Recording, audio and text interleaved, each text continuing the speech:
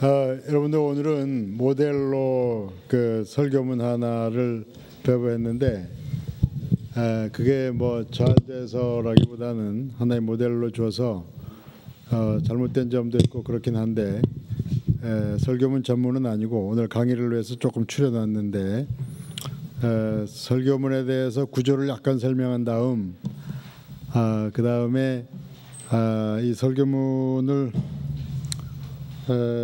참고로 해서 오늘부터 여러분들이 글 쓰는 설교문 쓰는 걸 한번 해보기 위해서 하나의 예를 들었어요.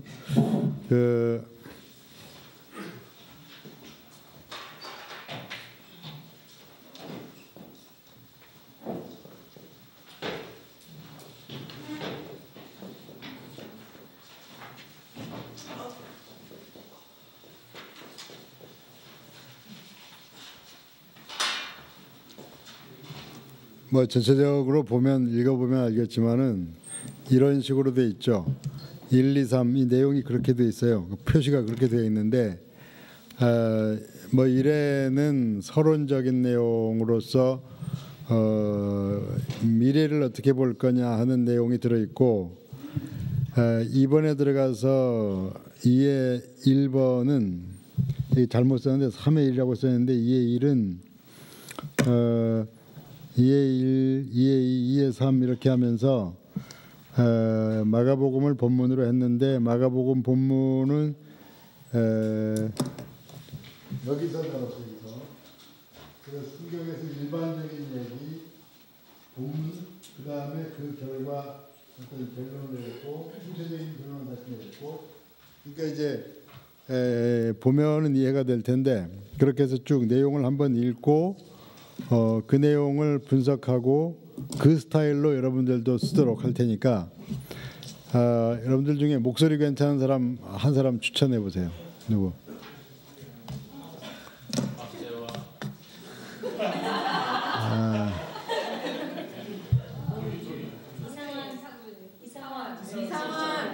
아이 낮에 밥 먹고 졸리는 시간에 남자보다 여학생 목소리가 나을 것 같은데. 여학생 누구?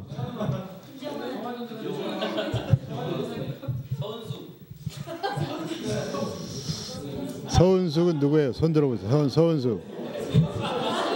네?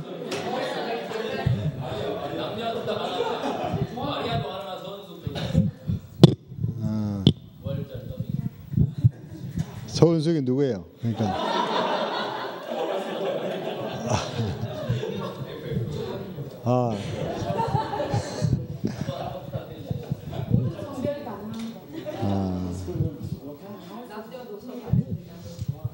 거기 나와보세요.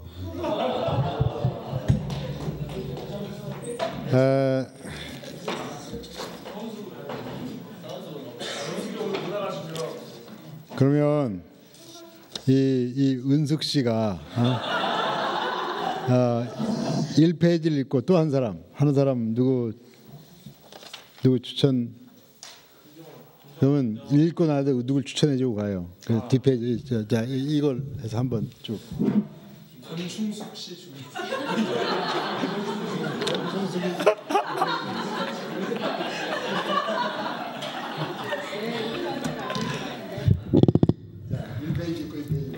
네. 성경에는 하나님과 미래를 가리키는 말씀들이 들어 있습니다. 인간에 대한 이야기가 있고 과거에 대한 이야기도 성경에 들어 있긴 합니다. 그렇지만 결국은 하나님과 미래를 향하게 하려는 의도가 그 말씀 안에 들어 있는 것입니다. 그러니까 성경을 열심히 보는 사람의 미래는 하나님과 깊이 관련되어 있습니다. 그 사람의 미래는 하나님께서 붙들고 계시다는 말씀입니다. 미래에 대한 세상의 가르침에는 크게 두 가지가 있습니다. 하나는 진화론과 비슷한 가르침입니다. 미래를 밝게 보는 것입니다. 아주 옛날의 과거는 원시적이고 어두웠는데 미래로 갈수록 진화되어서 밝은 미래가 될 것이라는 그런 가르침입니다. 과거는 어둡고 미래는 밝다는 그런 미래관인 것입니다. 그런데 과연 그럴까 하는 생각이 듭니다. 옛날이 그렇게 어두웠던가? 옛날과 비교하면 지금은 보다 더 밝은 것인가? 앞으로 다가올 미래는 과거보다 더 나은, 더 밝은 미래가 될 것인가? 옛날 사람들보다 지금 사람들이 더 나아졌다고 볼 수 있는가? 글쎄 그렇게만 생각되지는 않습니다. 과거는 어둡고 미래는 밝게 보인다는 진화론적 주장은 그렇게 옳게 보이는 것이 아니라는 말씀입니다. 그렇다면 그 반대는 어떠한가? 옛날에는 아주 좋았는데 갈수록 세상이 어두워져 간다. 언젠가는 무시무시한 종말이 와서 이 세상은 불의 심판을 받게 될 것이다. 어느 만큼 일리가 있는 주장이라고 생각되긴 합니다. 인간의 어두운 본성을 생각하면 이 세상의 미래는 결코 밝지 못하다는 생각이 들기도 합니다.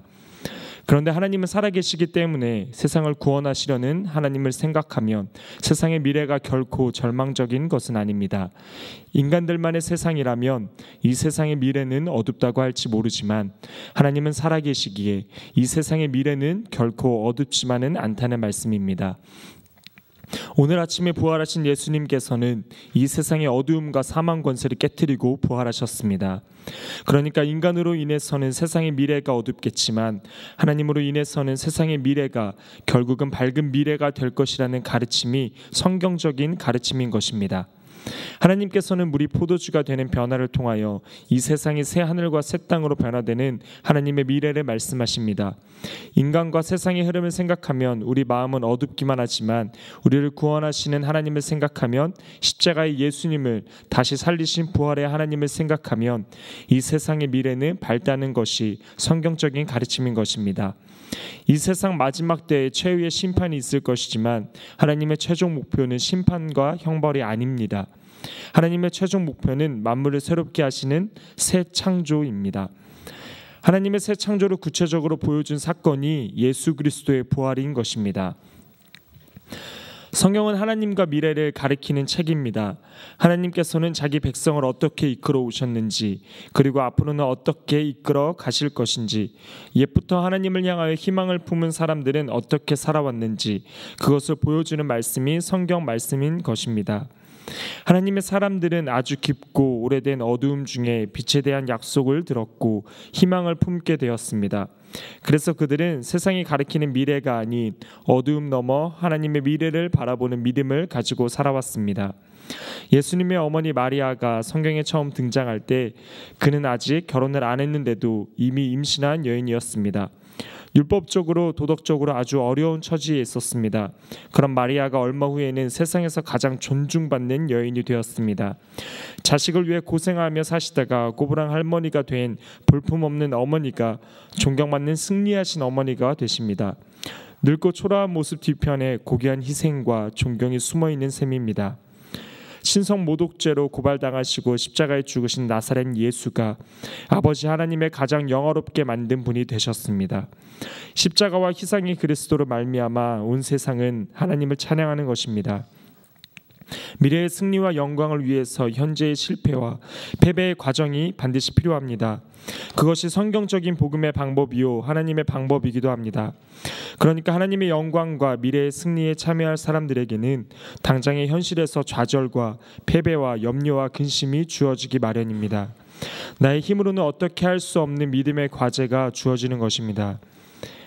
오늘 본문의 말씀은 마가복음 16장 부활에 대한 말씀입니다. 예수님께서 부활하신 새벽에 주님을 따르던 여인들이 무덤을 향하고 있습니다. 그런데 예루살렘과 여인들의 마음은 어둡기만 합니다. 아직은 십자가와 죽음의 어두운 분위기가 예루살렘을 짓누르고 있습니다. 주님의 장례 마지막 절차를 처리하려는 여인들의 마음도 어둡기만 합니다. 최선을 다해 향품을 준비해서 무덤으로 가고 있기는 한데 그런데 우리는 어떻게 그 무덤 안으로 들어갈 수 있겠는가? 누가 우리를 위하여 무덤 입구를 가로막고 있는 커다란 바위를 굴려줄 것인가? 누가 우리를 위하여 돌을 굴려주리요? 여인들의 마음은 그 무덤처럼 그 바위처럼 무겁고 어둡기만 합니다.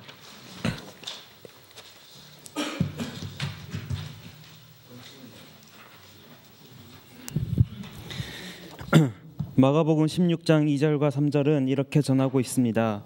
안식 후 첫날 매우 일찍이 해 돋을 때 그 무덤으로 가며 서로 말하되 누가 우리를 위하여 무덤 문에서 돌을 굴려주리요? 누가 우리를 위하여 무덤 문에서 돌을 굴려주리요? 네. 주님의 무덤을 향하여 가고 있기는 하지만 우리 앞에는 우리가 해결할 수 없는 문제가 놓여 있습니다. 그렇게 어두운 마음으로 무덤 앞에까지 갔을 때 여인들은 생각지 못한 상황을 만나게 됩니다. 4절 말씀은 이렇게 전하고 있습니다. 눈을 들어본즉 벌써 돌이 굴려져 있는데 그 돌이 심히 크더라. 그 돌이 심히 크더라. 여인들 몇 사람이 굴려낼 수 있는 돌이 아니라는 의미입니다. 그런데 그런 큰 돌이 이미 굴려져 있었습니다. 그래서 여인들은 그 무덤 안으로 들어갈 수 있었습니다. 그렇게 무덤 안으로 들어갔을 때 여인들은 보다 더 놀라운 상황을 맞이하게 됩니다.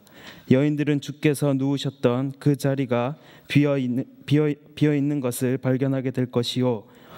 이어서 여인들은 주님의 부활 소식을 가장 먼저 듣게 될 것입니다.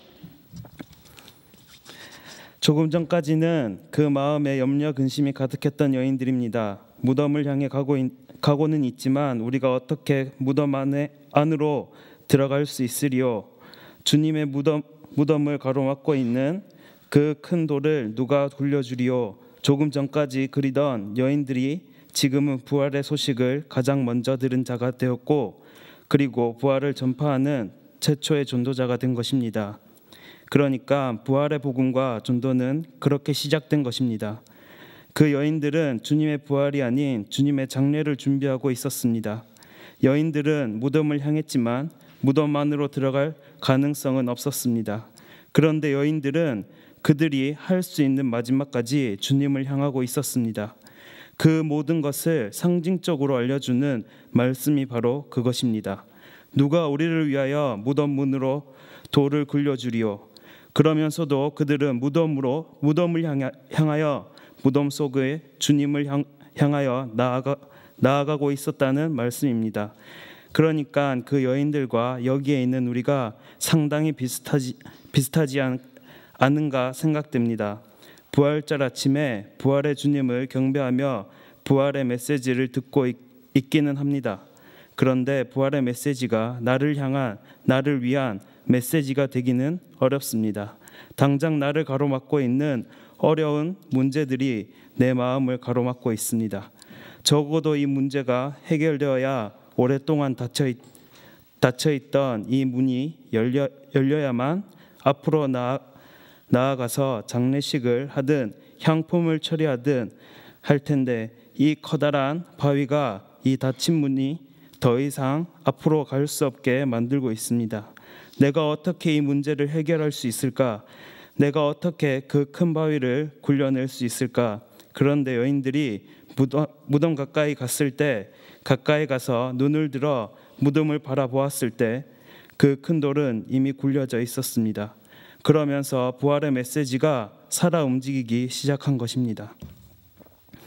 그 당시에 어느 시대에나 그리고 오늘 지금 우리에게도 우리 마음에도 그런 탄식조의 질문들이 있으리라고 생각됩니다. 누가 우리를 위하여 우리를 가로막고 있는 이 돌을 굴려주리요? 이 돌을 굴려야만 무덤 안으로 들어갈 수 있을 텐데, 무덤 안으로 들어가야만 주님 가까이 갈 수 있을 텐데, 그런 마음으로 염려 탄식하며 가까이 가서 눈을 들어 무덤을 바라보았을 때 무덤은 이미 열려 있었습니다. 하며 염려하던 그 문제는 이미 옆으로 치워져 있었습니다. 그 여인들처럼 여러 가지 염려 탄식을 안고서 부활절 예배에 참석하신 여러분, 나의 인생과 나의 신앙을 가로막는 그 큰 바위 때문에 탄식하는 여러분, 탄식하며 염려하는 그 마음 그대로 조금 더 주님을 향하여 앞으로 나아가시기를 바랍니다. 아직은 어둡지만 조금 더 그 바위 가까이 나아가시기 바랍니다. 큰 믿음이 없어도 이렇게 탄식하며 기도하며 앞으로 나아가시기를 바랍니다. 내 인생을 가로막고 있는 이 큰 돌을 나는 어떻게 굴려낼 수 있을 것인가? 그 큰 바위가 나도 모르는 사이에 옆으로 굴려지고 치워지면서부터 부활의 복음이 전파되기 시작했다는 사실을 믿으시길 바랍니다.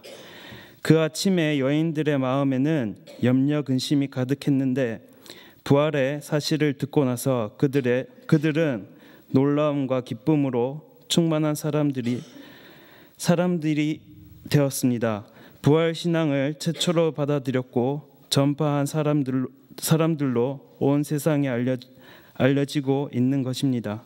그 여인들의 믿음과 행위가 여러분들의 것이 되기를 오늘 아침에 부활하신 예수 그리스도의 이름으로 축원합니다.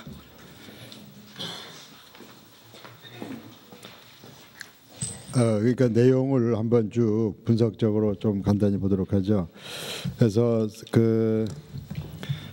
내가 논지를 강조하면서도 뭐 그것처럼 선명하게 하나로 쫙 되어 있지는 않은데 어쨌든 앞으로 가라는 얘기고 미래에 관한 얘기고 미래로 나아갈 때 뭔가 앞에 걸림돌이 있다는 얘기고 이런 내용은 충분히 반복이 되고 있어요. 그래서 맨 처음에는 세상 일반적인 미래관에 대해서 나와 있죠. 그래서 미래관에 있어서 진화론적 미래관, 미래를 밝게 봐요. 진화론적 미래관은 옛날에는 원시인들이 있었고 앞으로 갈수록 더 발전되고 진화돼서 살기 좋게 될 거다 이런 식의 미래관인데 현대에 와서 이건 잘 안 받아들여지죠. 왜냐하면 현대 사회에서 많은 좌절도 있고 과학기술이 막 발달한다고 해서 잘 살게 되는 것도 아니고 오히려 과학기술 자체가 핸드폰 같은 것이 아이들 엉망으로 만들기도 하고 그래서 이제 세상의 미래관, 진화론적 미래관 또 막시즘도 그래요. 현재는 어둡지만은 프롤레타리아 동무들이 혁명을 해서 유토피아를 만들어간다고 했는데 그들이 유토피아가 러시아의 페레스트로이카 이후로 그게 아니라는 것도 밝혀지고 그래서 진화론적 미래관 그 한계가 있고 그다음 미래관은 과거가 좋았다는 미래관은 이게 다분히 정치적이고 유교적 그 미래관이 돼요. 그러니까 옛날에 할아버지들 옛날에 뭐 우리 조상님 때 이랬다 이래가지고 아주 조상님들이 훌륭하다고 해서 막 얘기하는데 옛날에 좋았던 것처럼 얘기하는데 그 어떻게 조상이 그렇게 훌륭했는데 우리가 이 모양밖에 안 되느냐 이런 질문도 있죠. 그래서 그 옛날 유교적 정치적 그건 뭐냐면 과거가 좋았다고 얘기하는 건 뭐냐면 옛날 사람들을 존중하게 하고 싶은 나이 든 사람 지금 권력자 이들을 유지하려는 변화를 거부하는 그런 식의 미래관이라고 할 수가 있어요. 그 둘 다 뭐 간단히 얘기하면 인간적이죠.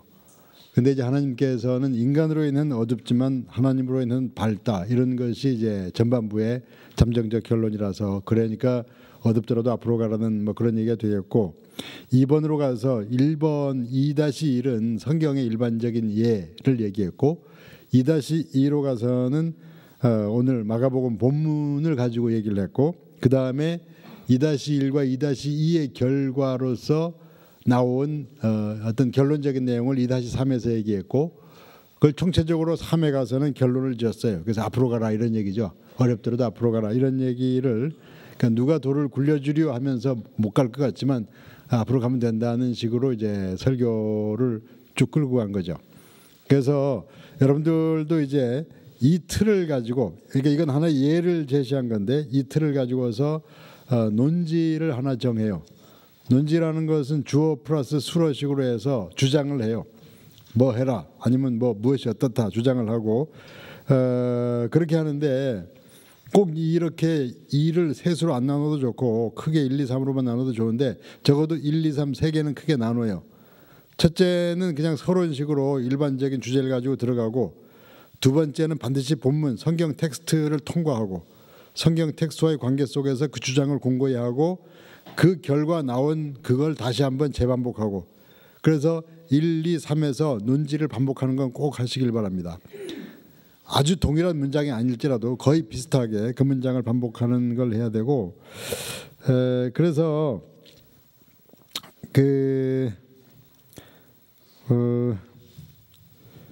글을 쓰는데 또 한 가지 뭐냐면은 그 제목을 정하는데 제목을 정할 때 제목 정하는 것도 아주 중요한 실력이에요. 일반적인 신문사 그 편집부에 가면 제목 정하는 것도 아주 중요한 직업 중에 하나예요. 상당히 그 고참들이 붙여요. 그러니까 그 제목을 어떻게 붙이느냐에 따라서 그 수준을 볼 수가 있어요. 그래서 그 신문사에서 편집부에서 오래 한 원로들이 제목을 붙이는데 일반적으로 제목이 보통 7, 8자예요. 일반적으로. 왜냐면 7, 8자 하면 보통 읽으면 한 번에 들어오죠. 7, 8자가 넘어가면 21번 더 쉬어야 될 것 같기도 하고 문장이 길어져서 늘어져요.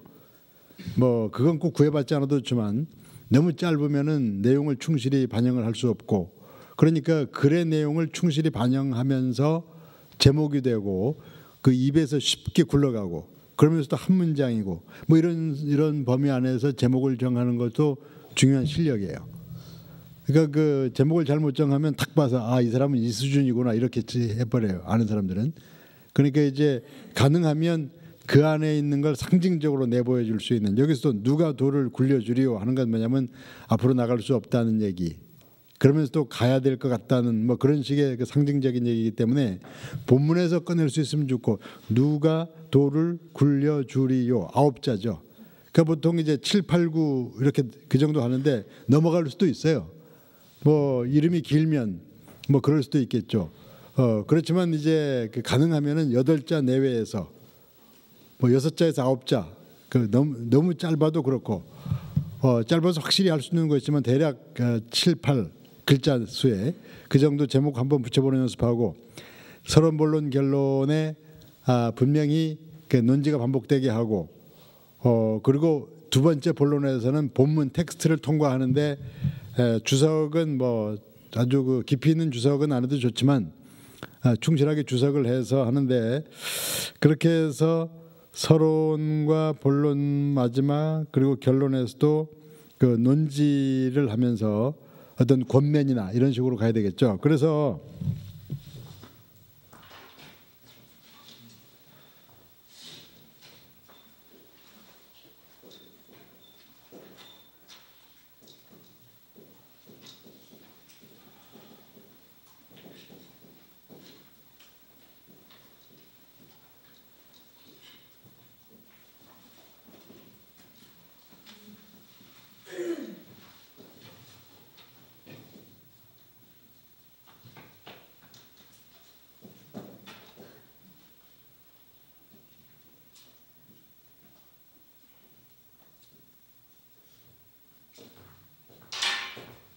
이게 무슨 얘기냐면, 그 예수 그리스도께서 우리를 위해서 십자가에 달리사 죄사함의 은혜를 허락하셨다 하는 건 서술형 은혜, 하나님께서 이렇게 하셨다.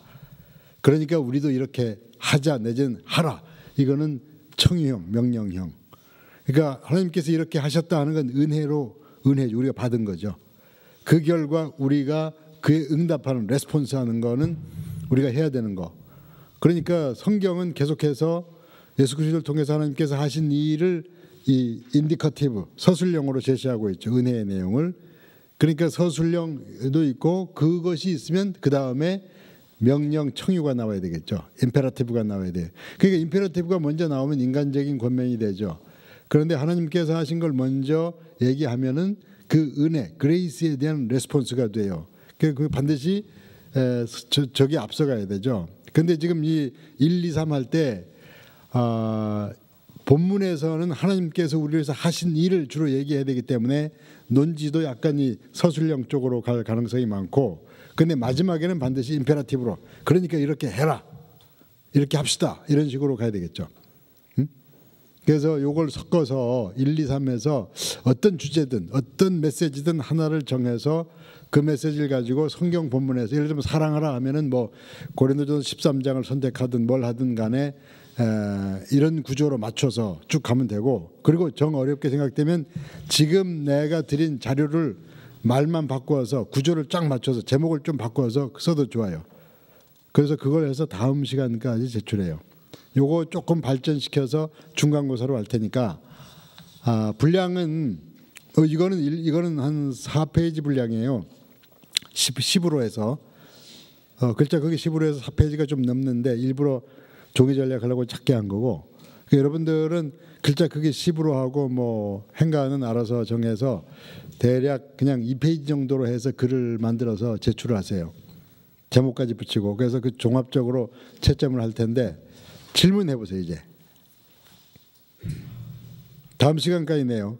그 다음은 안 받습니다. 왜냐하면 복잡해서 채점이 혼란스럽더라고. 그래서 혹시 그 시간이 안 나면 다른 사람을 통해서 내더라도 페이퍼로 내요. 이메일로 말고. 페이퍼는 이게 뭐 할 수가 없어. 내가 다 빼서 해야 되니까 가필해서 돌려주려면 내가 이걸 반드시 내요. 응? 예?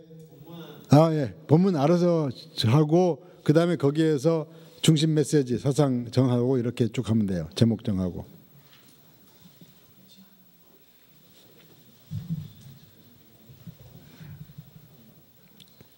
아무 질문이나 해보십시오. 이번 어떻게 남겨주는 건지 다시 한번. 이번은 그렇게 이번 나눠도 간 나눠 좋은데 나누게 되면 내가 2에서는 마가복음 본문을 다뤘잖아요. 본문 다루기 전에 예를 들면 바이블 제너럴 같은 거, 일반적인 성경 이야기. 성경 왜냐면 마가복음은 누가 돌을 굴려주려 하면서 여인들이 가봐야 문도 못 열 건데 가고 있었잖아요. 근데 성경의 일반적인 사람들은 그런 식으로 갔다 이게. 예수 그리스도도 그렇게 갔고 아브라함도 그쪽으로 갔고 뭐 맨 처음에 나올 때 뭐 희망 없는 여인으로 마리아 등장했고 그게 성경 이야기다. 근데 보다 구체적으로는 마가복음 이렇게 나와 있다. 그러니까 1과 2를 종합할 때 우리는 성경의 유인들은 희망 없는 쪽으로 간 사람들이고 거기서 하나님은 길을 여셨다. 이런 식으로 본론 안에서 3의 결론 짓는 논리가 나오죠. 그 다음에 총체적인 결론으로서 3으로 내려간 거지.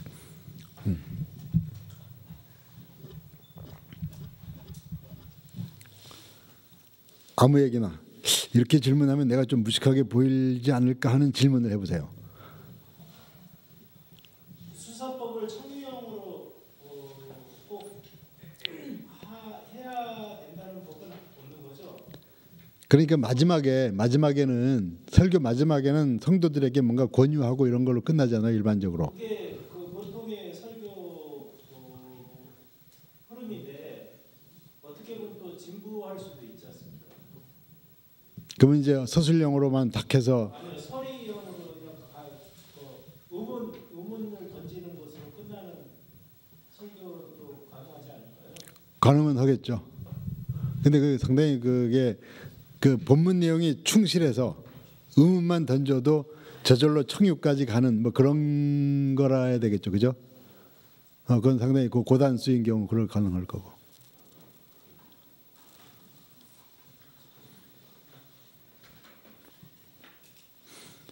그러니까 그 성경 전체적으로 그 이야기가 구원이라는 게 그렇죠. 우리에게 주어진 은혜, 이미 주어진 거. 그러니까 이제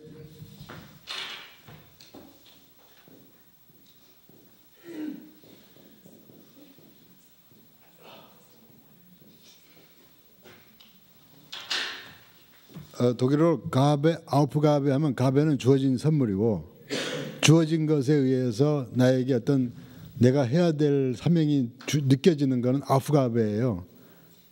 가베, 아프가베, 그레이스, 레스폰스 이런 식으로 가기 때문에 인디카티브, 임페라티브 이런 식으로 일반적인 틀이 신학적 틀이 그러기 때문에 그런 얘기하는 거고 의문형일지라도 임페라티브를 대신할 수 있다면 아프가베를 대신할 수 있다면 뭐 형태는 다양성이 있다고 봐야 되겠죠.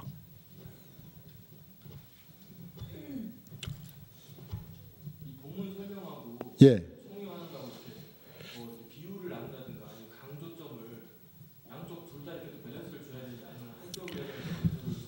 그렇게 디테일한 것까지 요구하지는 않고 하는 대로 해보세요. 지금 큰 틀만 맞게 해보시면 그 다음은 융통성이 있다고 봐야 되겠죠. 그 세세한 것까지 원칙이 있다고 볼 수는 없고 설교라는 게 크게 얘기하면은 하나님께서 우리에게 주셨으니 이렇게 하자 이런 내용이 그 본문 다룰 때 주로 그런 게 나오잖아요. 그러니까 하나님께서 이렇게 하신 거, 그 다음에 우리는 그래서 이렇게 하자. 그게 이제 본론 내용이 주로 골격을 이루겠죠. 서론이라는 거는 원래 이제 우리 주변에 있는 이야기, 당장 우리에게 주제가 된 그 제목을 왜 내가 설정했는지 뭐 이런 식으로 해서 끌고 들어가는 게 서론 이야기고, 그래서 이야기 안으로 끌어들여서 잠정적으로 내가 무슨 얘기를 할 거다 이것까지가 서론 얘기고, 그걸 가지고 본문으로 들어가서 왔다 갔다 하면서 나름대로의 결론 짓는 게 본론의 마지막이고, 그 결과 마지막에 총체적인 권면과 청유와 우리의 뭐 사명 뭐 이런 것들 얘기하는 게 결론이 될 거고, 그래서 크게 그 세 구조, 서론 본론 결론 구조로 한번 여러분들이 글을 써보라는 거죠. 그 서론 본론 결론 그 각 부분마다 실제적으로 결론이 있어야 되는. 그렇죠. 맞아요. 그걸 그 논지가 전부 일맥상통해야 되고 달리 얘기하면 안 돼. 근데 글자는 좀 달라도 되지만 거의 비슷한 얘기를 하고 있어야지. 그러니까 우리가 글을 잘 쓰기 위한 게 아니고 반쯤 졸고 있는 사람에게 분명한 메시지를 전하려는 거니까. 예? 그게 목적이기 때문에 뭐 글재주보다는 가능하면 단문 비슷하게 계속해서 그 비슷한 게 들어가게. 예, 그래서 일목요연 일관성 있는 메시지가 전해지느냐 이게 중요하죠.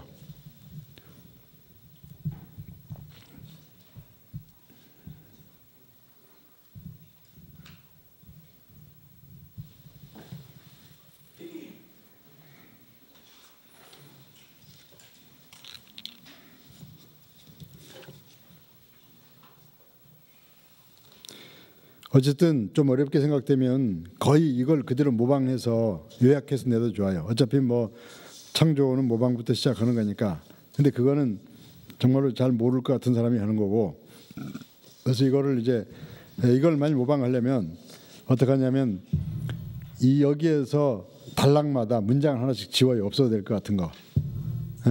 그 다음에 약간씩 자기 글 비슷하게 만들어서 해서 그것도 역시 1, 2, 3에 논지 비슷한 건 들어가고 그렇게 해서 만들어서 제출해도 좋습니다. 근데 똑같이는 말고 조금은 바꿔야지. 제목도 좀 바꿔보고. 예. 설교문을 보는 대상이요. 어른 성도를 본다는 대상으로 지정해야 되는지 아니면 좀 더 어린 연령을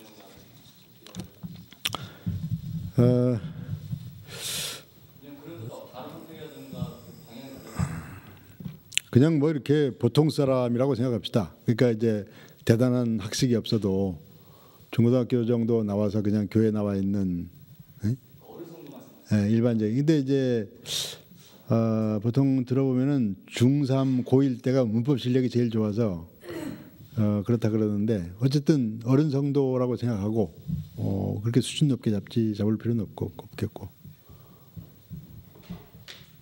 그러니까 지금 제가 여러분들이 요구하는 건 무슨 신학사상 요구나 이런 게 아니고 그 기본적인 틀 그리고 메시지를 전하고 있다는 의식 이런 거 그 일관성 있고 가운데에서는 무슨 얘기를 해야 되고 서로는 이런 얘기해야 되고 결론은 이런 얘기 해야 된다 그런 구분 이런 거를 이제 요구하고 싶죠.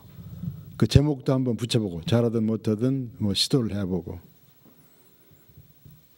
그러면은 예화, 본문 설명, 그다음에 적용 이 구조로 가도 그건 상관이 없어요. 예화는 있어도 좋고 말아도 좋고. 그러니까 예를 들면 이제 이런 게 있죠.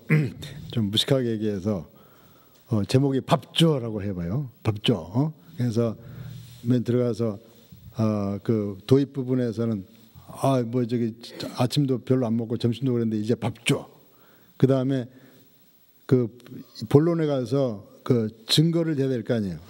그 증거가 뭐냐면은 예를 들어서 뭐 하루에 밥 3번 먹는데 오늘 한 번밖에 안 먹었으니까 밥 준다든가 그리고 옆집에 다 밥 주는데 왜 난 밥 안 주냐든가 이제 가운데 왔다 갔다 해서 본론에 그러니까 밥 줘. 그리고 결론에 가서는 이거 옛날에도 밥 안 먹어서 굶은 적이 있는데 밥 줘. 그리고 밥 줘야 일도 할 거 아니야. 이런 식으로 해서 서로 본론 결론에서 강조를 하고 가운데는 반드시 객관적인 내용의 본문을 선택해야 되겠죠. 그죠? 그 성경이 우리에게 어떤 진리의 객관성 있는 토대라면 그걸 통과해서 어쨌든 간에 가능하면 그 메시지 하나가 분명히 전해지고 있다는 의식. 밥조가 여러 번 등장해서 안 주면 골치 아플 것 같은 뭐 이런. 그래서 그 논지의 일관성을 잃지 않는 게 중요하다고 생각이 되고 그래서 너무 잘 쓰려고 하지 말고 요구하는 틀에 맞춘다고 생각하시죠. 그래서 중간고사는 주로 그걸 보고 기말에 되면은 약간 내용을 디테일하게 좀 보는 걸로 그렇게 하도록. 점수가 많이 들었나요? 이곡에? 그건 비밀입니다. 근데 이거는 좀 그 간단히만 보고. 근데 그 보통 이제 얼만큼 들어가죠. 뭐. 요거 보신 다음에 중간고사랑 요거랑 그 좀 비교 평가를 하시는 거예요? 이게 중간고사로 이어질 겁니다. 요게요? 예. 그러니까 이거를 이으면 내가 약간 교정을 가피를 할 거예요. 요거 고쳐라. 그래서 고쳐내면 그걸 중간고사로 한다든가 할 거니까 요거는 내가 하나하나 다 볼 거예요. 다른 거는 다 보기가 어렵고 여러분. 근데 요거는 꼼꼼히 봐서 이제 여러분들 요걸 고치면 좋겠다.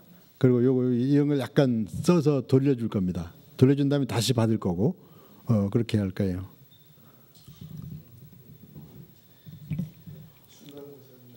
그냥 있는 그대로 해보세요. 그래야지 내가 여러분들을 알고 뭐가 부족한지 약간 할 수 있고 그걸 가지고 깎고 이러지는 않을 거고.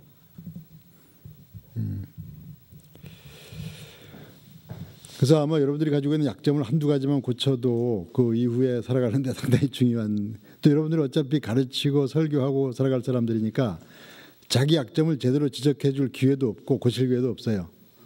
그리고 여러분들 대부분 뭐 이렇게 신학생 전사리 자존심이 있어가지고 누가 틀린 거 고쳐라 하면 잘 안 고치고 뭐 마음 상하느니 뭐니 막 이렇게 되니까 그런 기회로 삼기 위해서도 하여튼 쓰시면 뭐 그 기회가 될 거예요.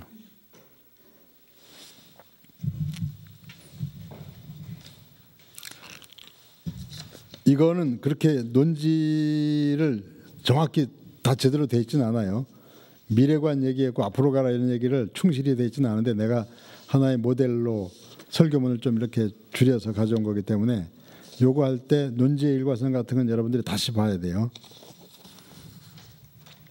그리고 성경의 모든 이야기가 뭘 지향하고 있나요? 예수님의 얘기를 지향하고 있죠. 그러니까 뭘 하더라도 어떤 그 이야기를 향하고 있다는 의식이 있으면 좋죠. 그거에 없으면 안 되죠. 그 모든 이야기는 그쪽을 향하고 있죠.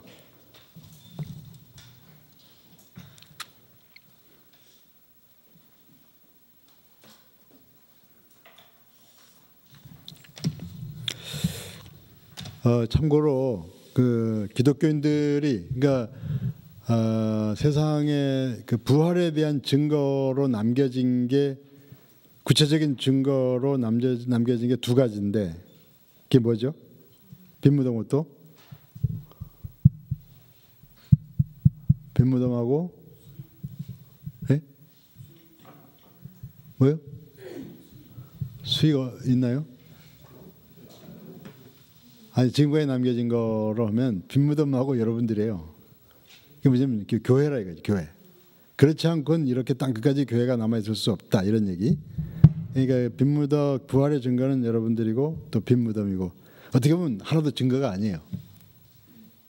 그렇죠? 비판적으로 보면은 이렇게 믿음 없는 사람들, 졸고 있는 사람들 이게 무슨 부활의 증거냐 이거 이렇게 나올 수가 있고 무덤 속에 아무것도 없는데 그게 무슨 증거냐 이렇게 할 수도 있죠. 그러니까 이제 믿음이 있는 사람들에게만 증거가 되는 셈이죠. 그러니까 어떤 산술적 세상적 방식의 증거는 아닌데 눈이 열린 사람에게는 증거가 되는. 역설적으로 생각하면 세계에서 관광객이 많이 몰리는 나라의 최대의 관광지에는 뭐가 있는지 아세요? 세계에서 최고의 관광 기념이 될 만한 게 어떤 것들이 있나요? 응? 그림? 그림.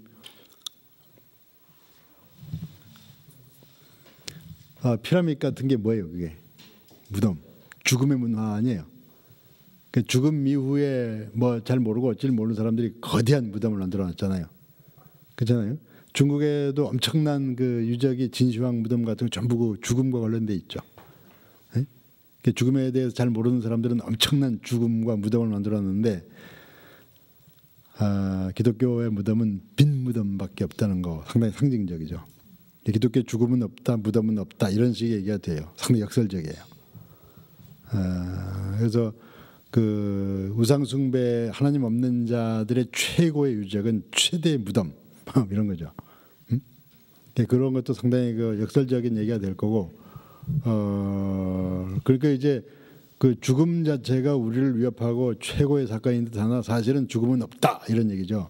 사망 권세를 깨뜨리신 그 부활. 그러니까 부활에 대해서 묵상하다 보면은 그 많은 거를 의외로 얻게 될 거고, 그래서 이런 것들은 한번 만들어 놓으면 여러분들 일생 동안 신학하고 뭐 교육을 하면 계속 쓰게 될 거기 때문에 이 부활에 대한 십자가에 대한 파일은 조금 늘려가면서 계속 간직해 가야 되겠죠.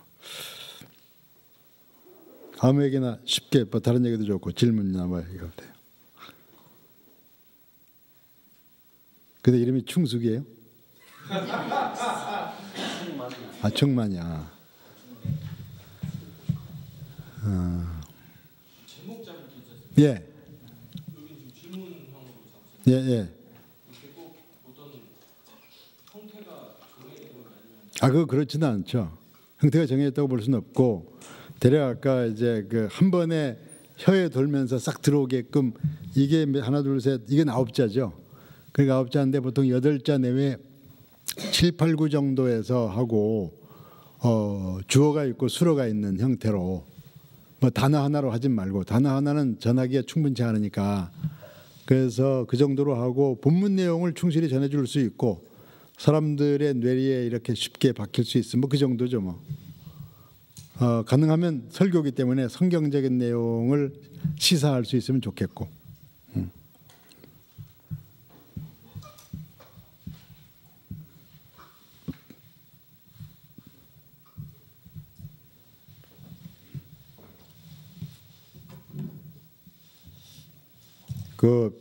여러분들 비행기 다 한 번씩 타봤죠? 비행기가 뜰 때 어느 방향으로 비행기가 나가는지 아세요? 비행기가 이제 이륙할 때 어느 방향으로 가는 얘기가? 네? 동서남북 뭐 어느 방향으로 갈 거 아니에요? 비행기가 뜨려면 어느 방향으로 가는지 아세요? 응? 서쪽으로. 나도 그거 전에 비행기 탔다가 그 승무원이 시간 나는데 자기가 설명해 주는데 비행기가 뜨려면 바람을 안고 가야 된대요. 그래야지 바람이 떠오르게 양력을.